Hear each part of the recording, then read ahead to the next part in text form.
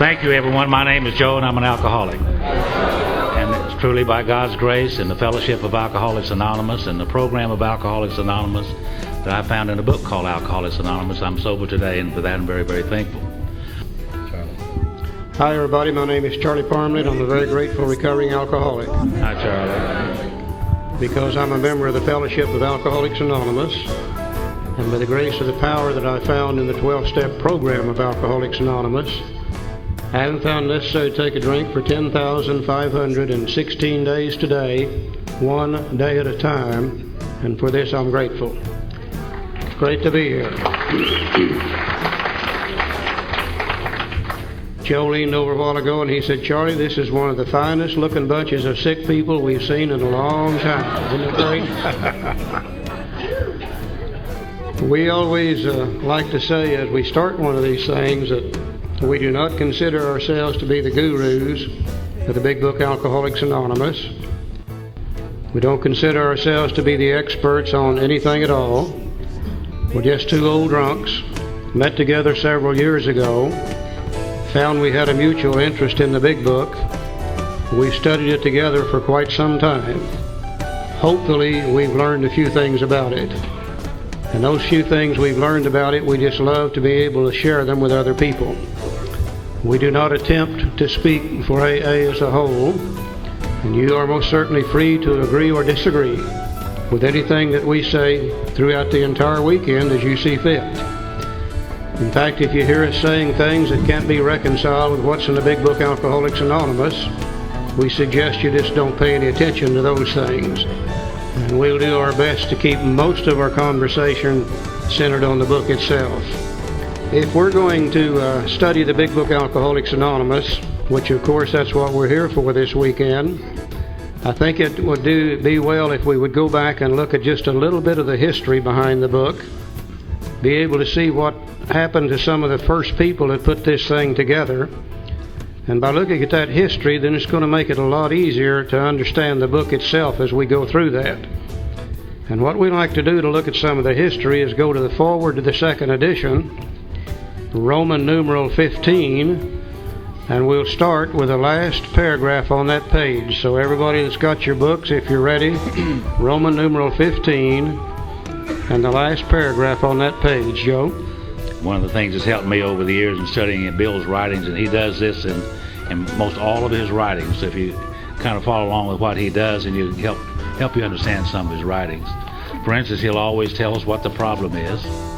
Then he'll just tell us the solution to that problem. And then he'll give us a practical program of action to implement the solution that he just described. He does that in most all cases in his writing, so that kind of helped me in understanding how Bill writes. So at the bottom of the page, on Roman numeral page 15, he said the spark that was to flare in the first AA group was struck in Akron, Ohio in June 1935 during a talk between a New York stockbroker and an Akron physician. Now we know that New York stockbroker to be this fellow named Bill Wilson. I think we're treating Bill pretty good when we call him a New York stockbroker. He really wasn't. He was a New York City stock speculator. He made his living out of selling fast, talking to slow-thinking people. I don't want to take anything away from Bill because he's a great man. But I think we all need to realize that he's a real alcoholic, just like all the rest of us. And understanding that, it'll make it easier to understand the book. Because after all, Bill is the primary author of the book. The Akron physician is this fellow named Dr. Bob Smith. 6 months earlier, the broker had been relieved of his drink obsession by a sudden spiritual experience following a meeting with an alcoholic friend who'd been in contact with the octave groups of that day. A little later on, we're going to get into Bill's story, and we're going to see in Bill's story where he had what he always called a vital spiritual experience in the town's hospital in December of 1934. But prior to him having that spiritual experience, certain things had to take place in Bill's life. And one of the things was that this meeting with the alcoholic friend took place in the latter part of November 1934. And this was a fellow named Ebby Thatcher. And Ebby Thatcher came with Bill and sat down with Bill in Bill's kitchen. And he gave Bill what turned out to be two vital pieces of information. He said, Bill, people like you and I who have become absolutely powerless over alcohol, if we're going to recover from that condition, we're going to have the aid of a power greater than human power. He said the doctors and the ministers and the psychiatrists have tried to help people like us, but the human power doesn't seem to be able to do the job. And he said we'll have the aid of a power greater than human power. And he said, I've been attending meetings with a group of people called the Oxford Groupers. And they told me if I could have a spiritual experience, that during that spiritual experience I would be able to find that power, and I would be able to recover from alcoholism. He said also they have given me a practical program of action, and they guaranteed me if I would follow that program of action, I would have the spiritual experience, I would find the power, and I would be able to recover from alcoholism. And he said, look at me, Bill. It's been 2 months since I've had a drink. Now, Bill knew about Ebby Thatcher, and he knew how Ebby drank. In fact, Bill had always said, if I ever get as bad as Ebby Thatcher, I'm going to quit drinking. And here's Ebby sitting in Bill's kitchen, and Bill is about 2/3 drunk, and Ebby's been sober for 2 months. This made a great impression on Bill when he told him of the solution, the vital spiritual experience, and he told him of the practical program of action necessary to have that spiritual experience. But that isn't everything Bill had to know. Let's go a little further. He said he had also been greatly helped by the late Dr. William D. Silkworth, a New York specialist in alcoholism, who is now counted no less in the medical scene by AA members, and whose story of the early days of our society appears in the next pages. And from this doctor, the broker learned the grave nature of alcoholism. Again, as we get into Bill's story, we'll be able to see how as far back as the summer of 1933, Bill was placed in the town's hospital for withdrawal from alcohol by Dr. Silkworth. And after he had been in there a few days and his mind kind of cleared up, Dr. Silkworth sat down with Bill and began to explain to him his ideas about this thing concerning alcoholism. And he said, Bill, I do not believe that alcoholism is a matter of willpower. I do not believe it's a matter of moral character. And I don't think sin's got anything to do with it. He said, I believe people like you are suffering from an illness. And he said, it seems to be a very peculiar illness. It's a twofold illness. An illness of the body as well as an illness of the mind. And he said, I think what has happened to people like you is you have become absolutely physically allergic to alcohol. And it seemed to me as though any time you put any alcohol whatsoever into your system, it develops an actual physical craving, which makes it virtually impossible for you to stop drinking after you have once started. And he said, because of that allergy, which produces that physical craving, you'll never be able to safely drink alcohol again. And he said, you also have developed what we refer to as an obsession of the mind. And he said, an obsession of the mind is an idea that overcomes all other ideas to the contrary. And he said, it really doesn't make any difference how badly you want to stop drinking. From time to time, your obsession of the mind to drink will be so strong that it will overcome any ideas not to drink, and your mind will actually lead you to believing it's okay to take a drink. And he said, then you'll take that drink, and then you'll trigger that allergy and you'll be unable to stop. He said, you can't safely drink because of your body. You can't stay sober because of your mind. Therefore, you've become absolutely powerless over alcohol. Now, Bill knew that in the summer of 1933, but knowing the problem didn't solve it, because if shortly after that his mind told him it was okay to drink, and he took a drink and triggered the allergy and drank for another year. In the summer of 1934, he was placed back in the hospital again to be withdrawn from alcohol by Dr. Silkworth. And this time Dr. Silkworth pronounced him incurable and told Bill's wife Lois that this guy is either going to die from DTs, or he's going to become completely insane from a wet brain, and you're going to have to lock him up or hire a bodyguard if you expect him to live. And Bill overheard that, and he said this time fear sobered him for a bit. But then on Armistice Day, 1934, his mind told him it was okay to drink. And he took a drink and triggered the allergy and couldn't stop drinking. It's only after Ebby came to see him and gave him a solution to that problem and gave him a program of action that Bill was able to recover. So basically, he had to know three things. He had to know the problem. He got that from Dr. Silkworth. He had to know the solution and the program of action. That came to him from Ebby. And then Bill was able to have his spiritual experience and recover from alcoholism. And Ebby began to take Bill to these Oxford group meetings after that. And he says, though he could not accept all the tenets of the Oxford group, he was convinced of the need of moral inventory, confession of personality defects, restitution of those harmed, helpfulness to others, and the necessity of belief in and dependence upon God, which were the tenets of the Oxford group, which were later on expanded into the 12 steps of Alcoholics Anonymous. Now, prior to his journey to Akron, the broker had worked hard with many alcoholics on the theory that only an alcoholic could help an alcoholic, but he succeeded only in keeping sober himself. After Bill got out of the hospital that last time, he began to try to help other people. He began to go out and seine them up out of the gutters and take them to these Oxford group meetings. He began to go into the bars and dragging them off a bar stool and taking them to the Oxford group meetings. Most of them didn't want to go, but he was taking them anyhow. He's trying to sober up the world. He had lots of enthusiasm. But after a few months of trying to do this, why, nobody was staying sober but Bill.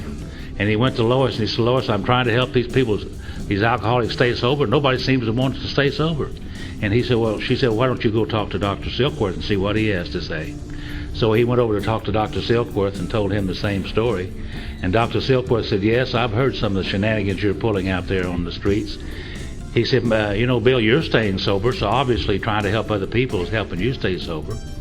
And he said, you're talking to those drunks about that great spiritual experience that you had, and the drunk just won't accept that. He said, why don't you do for them what I did for you? Why don't you talk to them about the illness of alcoholism? Talk to them about the physical allergy and the obsession of the mind. Show them through your experience how that worked for you. And if they will accept that, then maybe you can talk to them about spiritual matters. He said, Bill, every alcoholic I know has two questions. Number one, why can't I drink like I used to without getting drunk all the time? And number two, why can't I quit drinking now that I want to?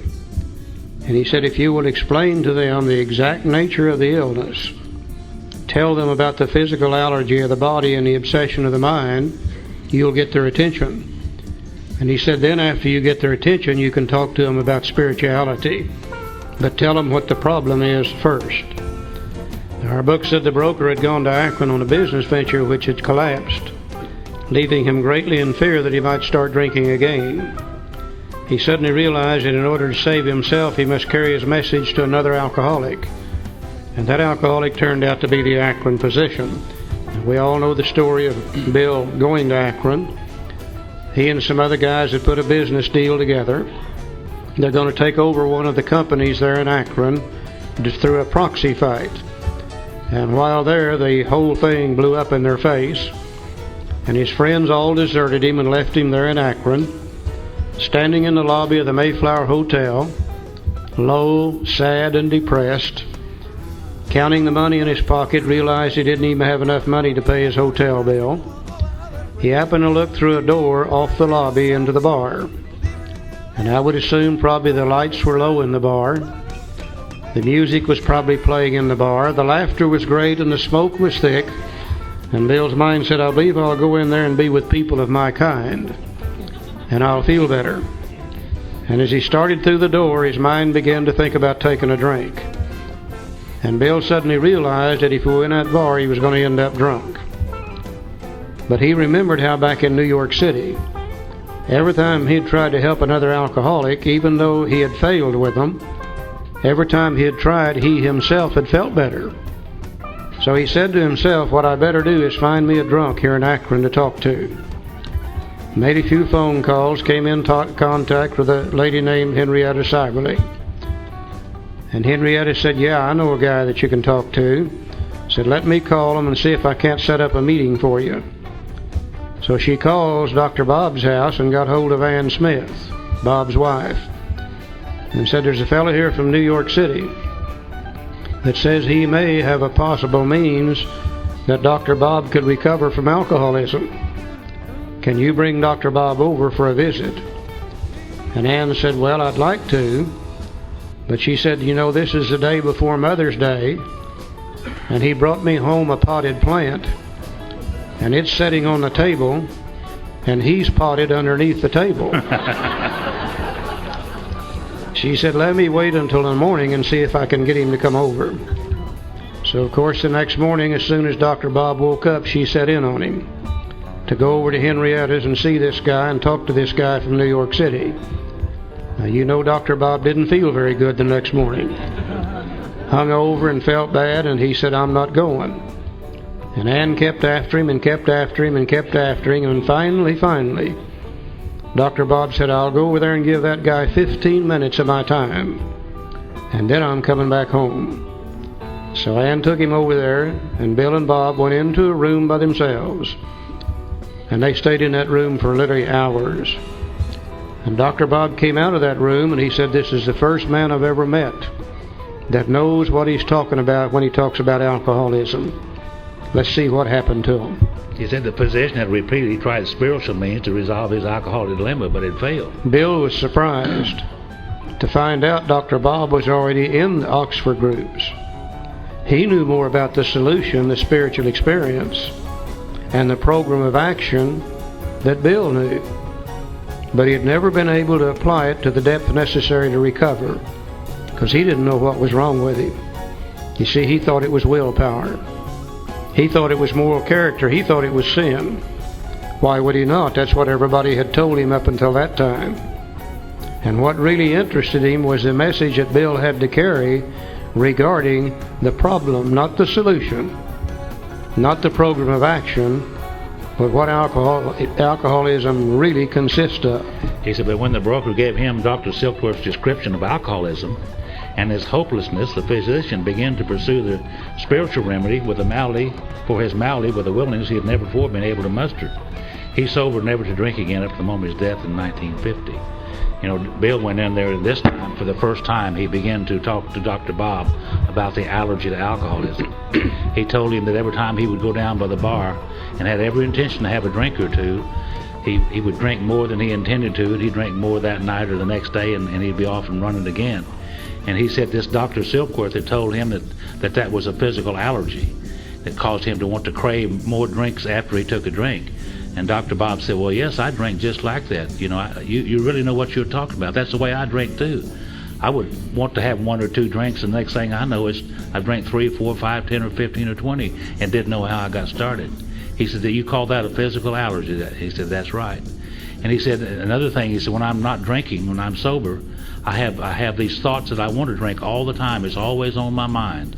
And Dr. Silkworth said that's the obsession of the mind, that we're obsessed with the idea to drink. And Dr. Bob said, well, I have those same kind of thoughts. You really know what you're talking about. So they reached a rapport through the illness of alcoholism and explained it in great detail. And Dr. Bob said, that's me. That's just the way I drink. You really know what you're talking about. So they had some identification going. You know, this is the first time that Bill had tried this. Everybody back in New York City, he had always talked to him about the solution, the great spiritual experience, the big white flash he had had in the town's hospital. But he sat down with Dr. Bob. He didn't talk to Dr. Bob at all about Dr. Bob's drinking either. I'm sure that's what Dr. Bob expected to hear. Everybody else had talked to him about his drinking. But Bill said, let me tell you about my drinking. And through the sharing of his story, talking about his own allergy, Dr. Bob could see himself immediately in it. Through the sharing of his own story, talking about his obsession of the mind, Dr. Bob could see himself immediately in it. And he could see where he had become absolutely powerless over alcohol.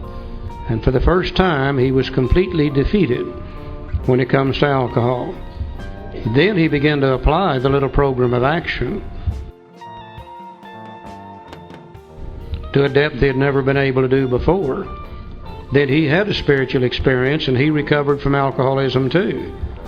Now this seemed to prove that one alcoholic could affect another as no non-alcoholic could.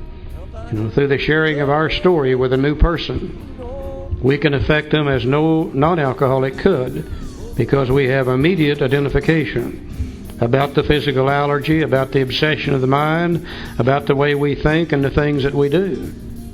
It also indicated that strenuous work, one alcoholic with another, was vital to permanent recovery. Remember, Bill was about to get drunk, and he really didn't go see Dr. Bob to sober up Dr. Bob.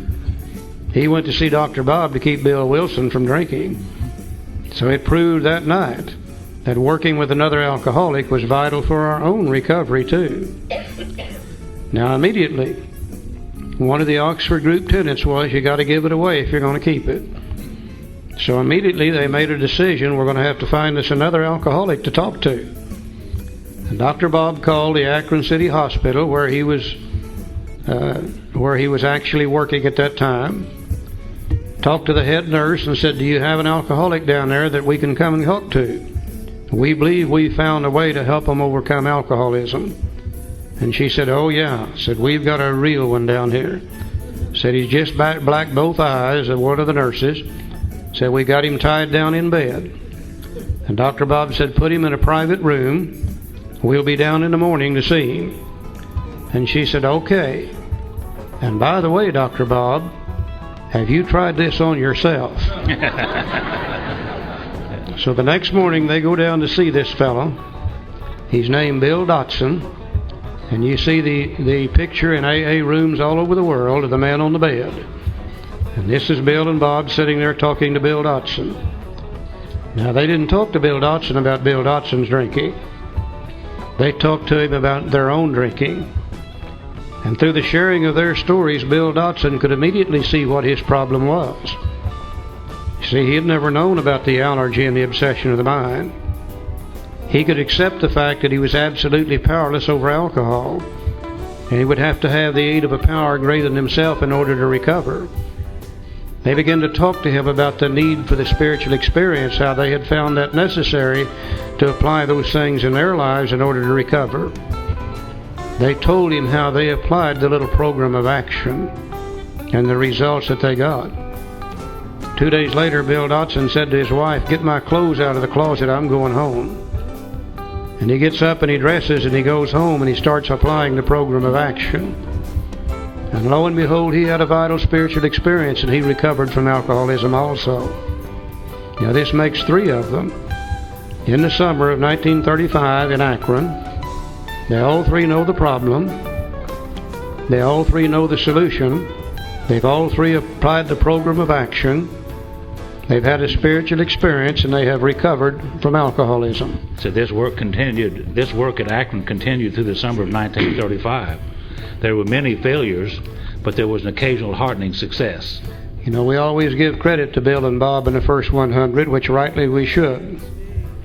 But if we would go back and think about that summer of 1935, these guys really they didn't have much idea about what they were doing. They had found a few simple things that had worked for them. And they would try this on many, many different people that summer. And if it worked, then they would keep it. And if something didn't work, they might discard that. Learning as they went through that summer, working with people. I know one of Dr. Bob's favorite things was to fill them up with sauerkraut juice mixed with honey. He knew that there was vitamins in that sauerkraut juice that would help the body, and of course the honey was a form of energy. And they tried that amongst many different things. And every once in a while one of these guys would fall over dead. And I can almost see Bill turn to Bob and say, oh shit, let's don't do that again, you know. I think maybe we ought to give credit to those they failed with that summer too. They probably learned more from their failures than they did from their successes. So when the broker returned to New York in the fall of 1935, the first AA group had actually been formed, though no one realized it at the time. You know, this little group of alcoholics that was going to the Oxford group, you know, they were having troubles with the Oxford group because the Oxford groups had 4 absolutes. And the drunks were having trouble being absolutely anything, as we well know. They couldn't practice that. And it seemed like that these drunks liked to stand off in a corner someplace and drink coffee and smoke cigarettes and tell stories, not necessarily mix in with the other Oxford group meeting members. So they began to call them the drunk squad or the Oxford groups, and that's what they like, to separate themselves from the normal Oxford group members. The book says a second small group had promptly taken shape at New York. When Bill went back to New York City, he began to apply there what he had learned in Akron. Instead of talking about spirituality, he talked to the new people there about the exact nature of the illness. And sure enough, he got their attention. Some of them began to respond, and a second little group started in New York City. And besides, there were scattered alcoholics who had picked up the basic ideas in Akron or New York and were trying to form AA groups in other cities. By late 1937, the number of members having substantial sobriety time behind them was sufficient to convince the membership that a new light had entered the dark world of the alcoholic. In the summer of 1937, Bill was back in Akron, again on a business venture, and he decided to go by and see Dr. Bob and see how things were going in Akron. And they sat down in Dr. Bob's kitchen and they counted the number of people they knew that were staying sober based on these three little pieces of information. And they found approximately 40 people sober. And I think this is the first time that they really began to realize maybe we really have found the answer to this thing called alcoholism. And if we found the answer, then we need to get it to as many alcoholics as we possibly can. So the question immediately becomes, well, what's the best way to do that? And maybe this is the beginning of the group conscience. Because Bill and Bob decided they didn't want to make that decision themselves. It was too important. And they called a meeting of the Oxford group there in Akron. And at that meeting that night, there was 18 people there, some alcoholic, some non-alcoholic. And the topic of conversation was, how can we best carry this message of recovery to the greatest number of people? Now, they decided that night to do three things. In those days, you could hardly get an alcoholic in a hospital for detoxification. Any doctor that put one in there had to lie about their condition. Alcoholism wasn't very popular in the 1930s, that's for sure. So they decided, now remember, this is in the midst of the Depression now in 1932. Nobody has a dime, hardly at all. And they decided what they needed to do was to build a chain of hospitals stretching all the way across the United States, where any alcoholic that needed it would be able to have detoxification. I would assume Dr. Bob was going to be the head doctor. They also felt that this little message of recovery they had was so vital that not everybody could be entrusted with carrying it correctly. So they decided they needed to hire a group of individuals, train them, and then let them spread out across the United States, more or less as missionaries, to carry this message of recovery. I would assume Bill Wilson was going to be the head missionary too. Then they said, you know, the Oxford groups have written a lot of books, spiritual in nature, and they've been very popular. Back in the 1930s, people read a lot of books. This was in the days before television. There really was a time before television, believe me, there was. And they felt that if they could come up with a book on alcoholism, what it is and the solution to it, and a way to bring that about, the first comprehensive book on alcoholism the world had ever seen, that then surely this book would become one of the world's greatest bestsellers. And they can take the profits from the book and build the hospitals and train the missionaries. That was one reason behind the book. But I think the main reason behind the book was that they had already noticed, carrying this message one-on-one, one person to another, that it already had begun to be changed. And you know how people are. When we hear something good, well, we like to repeat it. But we'll usually add just a little bit to it. And then the next one will add a little more and a little more and a little more, and after a while it doesn't resemble the first thing. And they said what we really need to do is take these three pieces of information about the problem, the solution, and a program of action, put it down in a written form, where it will no longer be changed, no longer be garbled, and any alcoholic anywhere in the world in the future would have this same information and it would be pure. And they made the decision that night to write the big book Alcoholics Anonymous. Now thank God only one of the three things they decided that night came true. They never did get to build the hospitals, because the book didn't make very much money in the beginning. They didn't get to hire and train the missionaries, but they did get to write the book. So this determination bore fruit in the spring of 1939 by the publication of this volume. The membership had then reached about 100 men and women. And after they wrote the book, they sat down one night at a meeting and they were trying to determine what they're going to call the book. They needed a title for the book. Someone said, well, let's call it The Way Out. That sounds like a pretty good name for a book. They did some research on that some later, and they found out there were some 10 or 12 other books called The Way Out, so they discarded that. Somebody else suggested, well, let's call it Comes the Dawn. Now that sounds like a pretty good title for a book. And they discussed that a while and kicked that around and decided not to do that. Somebody said, let's call it 100 Men. Now that really sounds like a good name of a book. Well, then a woman joined the group. Well, they couldn't call it 100 Men and a Woman. So they discarded that idea. Bill suggested that, hey, let's call it the Bill W. Movement. They discussed that about 5 minutes and kicked that out. And then one evening someone suggested that we're alcoholics and we want to remain anonymous. How about Anonymous Alcoholics, or Alcoholics Anonymous? That caught on. And that's what they call the book, Alcoholics Anonymous. And the first Alcoholics Anonymous that the world has ever seen was a book called Alcoholics Anonymous.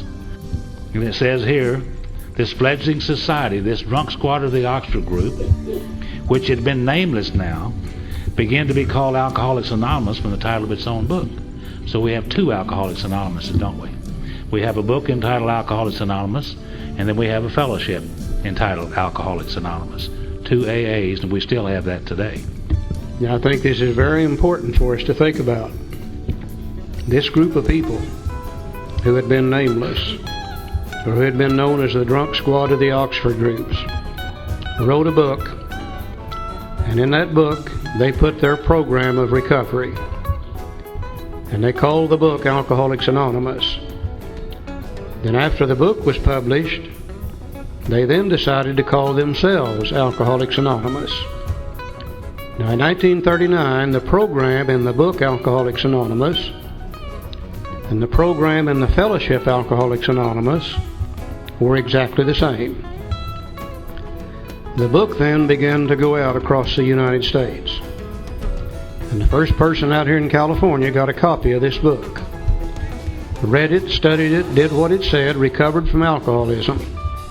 Started a group called Alcoholics Anonymous. The first person in Arkansas got a copy of this book, read it, studied, did what it said, recovered, started a group called Alcoholics Anonymous. Now the growth of the fellowship began to come from the book Alcoholics Anonymous. Now as the fellowship began to grow and get bigger and bigger and bigger, they began to notice something that the first 100 didn't have. They began to notice the great power of a fellowship of people who have escaped from a common problem. Now the first 100 didn't have that. They only had 100 people, period. But the fellowship, as it grew and got bigger and bigger and bigger, and they began to experience the power of fellowship, they then began to question the need for the severity of the program in the book. And they said, do you mean we really have to turn all of our will and our life over to the care of God as we understand Him? Couldn't we give Him the drinking and keep the rest? Do you mean we're going to have to share all of our life story with another human being? Hell, God already knows about it. We know about it. Why tell somebody else?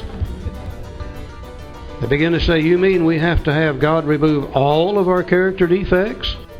Hell, we won't have any personality left if He does. And they begin to talk about, do you mean we have to make amends to all those people we've harmed? And they begin to say such things as, well, maybe we don't need to do every bit of that. Maybe we could take some of it and leave some of it. Maybe we can do it cafeteria style. Pick what we want and leave that we don't want. And then along about that time came the great advent of the treatment centers. Now please don't get us wrong. We have nothing against the treatment center. They serve a worthwhile purpose. But in the treatment centers, people begin to hear some other type of words and some other languages. They begin to go into a group therapy thing, and they begin to sit around the tables and talk about their problems, and they begin to develop such terms as the dysfunctional family, and they begin to use such words as chemical dependency, and they begin to talk about significant others, and they begin to discuss meaningful relationships, and they begin to talk about dysfunctional sex, and they begin to talk about this and they begin to talk about that. And the program in the treatment center wasn't like the program in the book Alcoholics Anonymous. Well, naturally, the new people from the treatment centers coming into AA wanted to talk about what they knew to talk about is what they had learned in other places. And slowly, the program and the fellowship began to change. And as the years went by, it began to change more and more and more. And they began to talk about significant others. And they began to discuss meaningful relationships. And they began to talk about dysfunctional sex. And they began to talk about this and they began to talk about that. And the program in the treatment center wasn't like the program in the book Alcoholics Anonymous. Well, naturally, the new people from the treatment centers coming into AA wanted to talk about what they knew to talk about is what they had learned in other places. And slowly, the program and the fellowship began to change. And as the years went by, it began to change more and more and more. We like to refer to those meetings as group depression meetings. You go in there feeling pretty good. Halfway through the meeting, you might as well just go ahead and blow your brains out. Hell, it's not even worth living any longer. So what we're going to talk about this weekend is not the program and the fellowship of Alcoholics Anonymous today. We're going to talk about the program in the book Alcoholics Anonymous that the first 100 used, which has never been changed.